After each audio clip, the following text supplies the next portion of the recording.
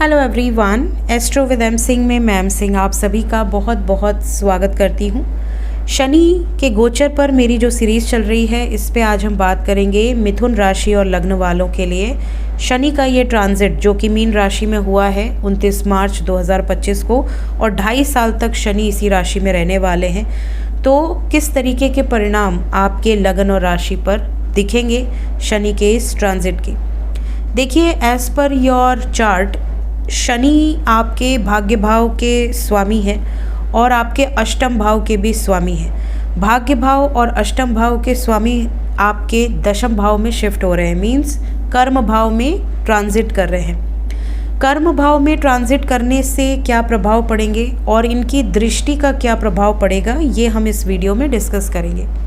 देखिए, 10th house में Saturn का ट्रांजिट, सबसे पहले तो ये भी बता दूं कि मई तक 10th हाउस में सैटर्न के साथ राहु भी बैठे हुए हैं। 18 मई को राहु जो हैं वो आपके 10th हाउस से आपके भाग्य भाव में 9th हाउस में शिफ्ट हो जाएंगे और केतु आपके 3rd हाउस में पराक्रम के भाव में शिफ्ट हो जाएंगे। कहीं ना कहीं जैसे ही राहु आपके भाग्य भाव में शिफ्ट होंगे और केतु आपके कर्म भाव में शिफ्ट होंगे, आपकी लॉन्ग डिस्टेंस ट्रैवल ज़्यादा हो सकती है आफ्टर मई। पॉसिबिलिटी ये भी होगी कि आपके भाई बहन आपसे दूर जा सकते हैं या आप उनसे दूर जा सकते हैं। मे बी वो हॉस्टल जाएं, मे बी वो कहीं दूर शिफ्ट हो जाएं, या आप किसी जॉब के पर्पस से या एजुकेशन के पर्पस से कहीं शिफ्ट हो सकते हैं। ये भी पॉसिबिलिटी बनती है कि आपके लाइफ में अगर आप हायर एजुकेशन लेना चाहते हैं या आप विदेश जाना चाहते हैं, सेटल होना चाहते हैं विदेश में, या किसी भी तरह से अगर आप एक्सपोर्ट इंपोर्ट या ट्रैवल टूरिज़्म से रिलेटेड किसी बिज़नेस में हैं, तो आपके लिए टाइम पीरियड अच्छा रहेगा, स्पेशली आफ्टर मई। अभी मई तक शनि और राहु का कंजंक्शन आपके कर्म भाव में है। इस टाइम में आपको सतर्कता बरतनी है, कोई हड़बड़ी में डिसीजंस नहीं लेने हैं। प्रभावित आपको करेगा राहु, डेफिनेटली शनि के साथ बैठा हुआ राहु आपको भ्रमित करेगा, आपको बहुत इल्यूजन्स में डाल सकता है कि यार बॉस के साथ नहीं जम रहा है, अथॉरिटी चेंज हो रही है, या बहुत ही बॉस जो है वो बॉस ही बिहेव कर रहा है या कर रही है, बहुत ज़्यादा अथॉरिटी जो है स्ट्रिक्ट हो गई है। इस तरह की चीज़ें आपको फील होंगी। कई बार आपको ऐसा भी लगेगा यार जॉब में इंटरेस्ट नहीं है, बिज़नेस कर लेते हैं, शेयर मार्केट में पैसे लगा देते हैं, ये करते हैं वो करते हैं, जॉब चेंज करने का मन करेगा बार बार, बट अभी आपको कोई डिसीजन नहीं लेना है। कोशिश करिए कि मई के बाद ही इस तरह के कोई निर्णय आप लीजिएगा। 10th हाउस में जब सैटर्न ट्रांजिट किए हैं आपके, तो 10th हाउस आपके कर्म का है, आपकी रेपुटेशन है। आपके रेपुटेशन पर थोड़ा सा प्रभाव डेफिनेटली आपको देखने मिलेगा। अगर शनि आपको पॉजिटिव रिजल्ट देंगे तो अथॉरिटी के साथ आपका रिश्ता मजबूत बनेगा, आपका मन लगेगा, डिसिप्लिन होंगे आप, टाइम से ऑफिस जाना, टाइम से ऑफिस से आना। ऑफिस में भी काफ़ी ज़्यादा आपका जो वर्क इन्वायरमेंट है स्ट्रिक्ट हो सकता है। आपको ऐसा लगेगा कि पहले के कंपैरिजन में काफ़ी डिसिप्लिन आया है वर्क इन्वायरमेंट में। ऑफिस के अंदर कोई चेंजेस हो सकते हैं। इवन वर्क प्लेस में ये भी पॉसिबिलिटी हो सकती है कि आपके वर्क प्लेस में अगर सैटर्न का बैड इफ़ेक्ट पड़ता है तो डिस्प्यूट्स बहुत ज़्यादा होंगे। आप देखोगे कि आपस में स्टाफ में नहीं पट रही है, या स्टाफ में और बॉस में रिस्पॉन्सिबिलिटीज़ को लेकर या किसी काम को लेकर डिस्प्यूट्स हो रहे हैं। ऐसी सिचुएशन आपको देखने मिल सकती है। जहाँ तक बात करें, दशम भाव आपके पिता का भी है, तो कहीं ना कहीं आपके पिता की हेल्थ, और इवन शनि की दृष्टि आपके 4th भाव पे भी जाएगी, तो पिता और माता को थोड़ा हेल्थ प्रॉब्लम दे सकती है। जॉइंट पेन होना, नर्व्स में पेन होना, बोन्स आपके जो टेल बोन है या जॉइंट्स हैं उसमें बहुत ज़्यादा तकलीफ़ बढ़ जाना, इस तरह की प्रॉब्लम्स आपके पिता या माता को हो सकती है। इसके लिए शनिदेव का आप उपाय कर सकते हैं, हनुमान चालीसा का पाठ कर सकते हैं, और कोशिश करें कि अगर आप डोनेट करें गरीबों में, अंधे लोगों में, या कहीं पे आप जो वृद्धाश्रम है उसमें जाकर अगर आप कुछ डोनेट कर दें तो आपके लिए बहुत अच्छा रेमेडी ये हो सकता है।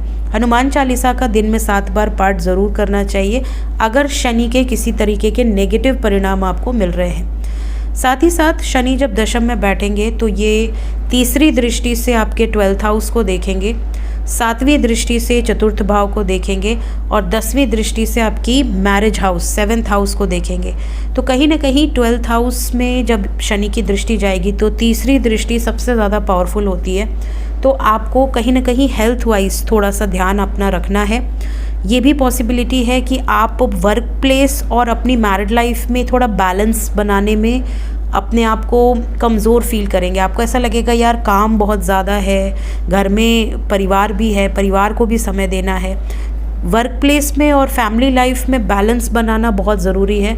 अदरवाइज़ यहाँ पर इसके कारण क्लेश हो सकते हैं, किसी तरह का घर में क्लेश हो जाए या अपनी वाइफ के साथ या स्पाउस के साथ किसी तरह का ऐसा सिचुएशन क्रिएट हो जाए कि समय नहीं देते, टाइम नहीं है हमारे लिए, ठीक है, इस तरह की बहस हो जाना, ये सिचुएशन बन सकती है।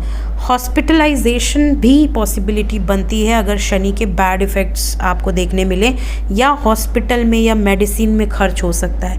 आपको जब शनि की तीसरी दृष्टि 12th पे जाएगी तो पॉसिबिलिटी है कि आप ये सोचेंगे कि यार इंटरटेनमेंट पे बहुत ज़्यादा खर्च नहीं करने चाहिए, अपने पैसों को थोड़ा सा सेव करना चाहिए, इन चीज़ों में आपका ध्यान ज़रूर जाएगा।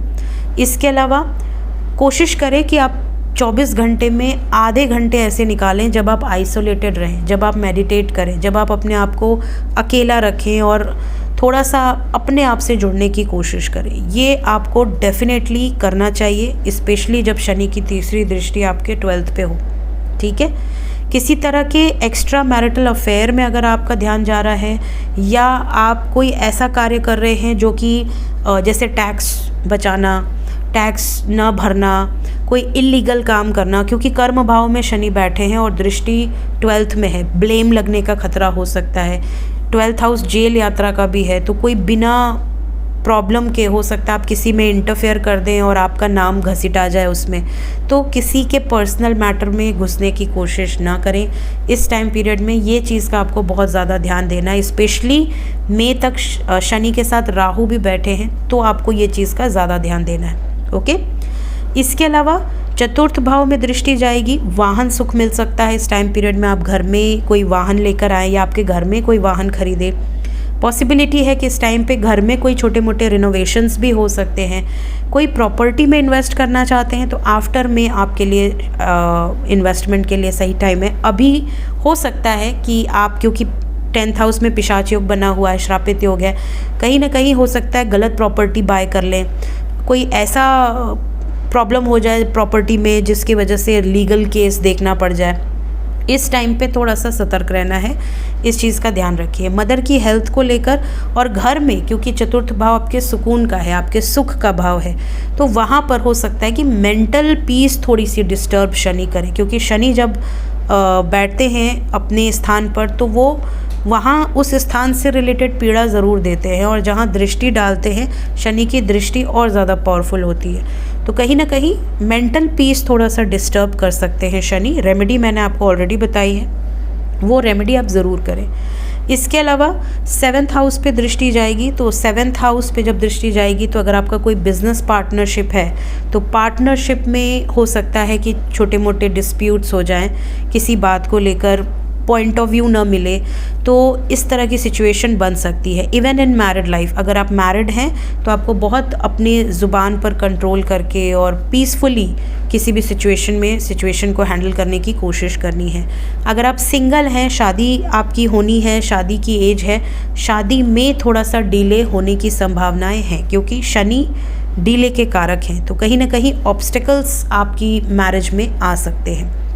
सो ये थी गाइस शनि का ये जो ट्रांजिट है मीन राशि में आपके मिथुन राशि और लग्न वालों के लिए।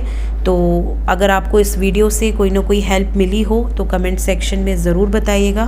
Thank you so much, take care.